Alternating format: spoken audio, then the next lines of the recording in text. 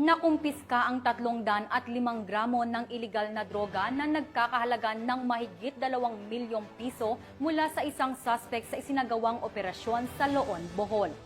Tinutukan niya ni Patrolwoman Flora May Azares. Nasa ng mga operatiba ng Loon PNP ang nasa mahigit 2 milyong halaga ng hinihinalang syubu sa isinagawang buy-bust operation sa Proxete, Song-un, Loon, Bohol. Dakong alas 11:55 ng gabi noong Agosto 20 ng taong kasulukuyan. Kinilala ni Police Captain Thomas Zenchong, Chief of Police ng Loon Police Station, ang naarestong suspect na si Jordan, 30 anyos, na residente ng poblasyon ay Tagbilaran City, Bohol. Na-recover mula sa pag-iingat ng suspect ang 4 na pakete ng hinihinalang syubu na may kabuang timbang na 305 gramo at may standard drug price na 2,074,000 pesos, sling bag, Samsung keypad na cellphone, motor at buy-bust money.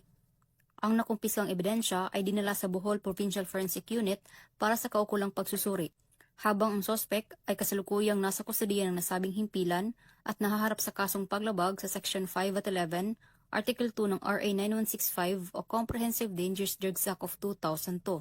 Ang paggamit, pagdadala o pagbibinta ng illegal na droga ay isang malaking paglabag sa ating batas ng Republic Act 9165 o tinatawag na Comprehensive Dangerous Drug Act of 2002. Hindi tayo titigil sa ating tungkulin na protektahan ang mamamayan, lalong-lalo na sa masamang epekto na ipinagbabawal ng droga na maituring na isang sakit o salot sa ating buhay, lalo na sa ating kaisipan, kalusugan at pag-uugali na nakakasira sa ating relasyon sa ating mga pamilya, kapitbahay at mga kaibigan.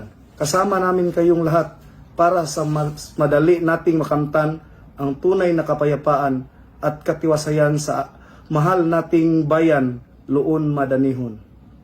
Mula dito sa Central Visayas, ako ang inyong Police News Network Correspondent, Patrolwoman Flora May Azares, alagad ng batas, tagataguyod ng Balitang Pulis.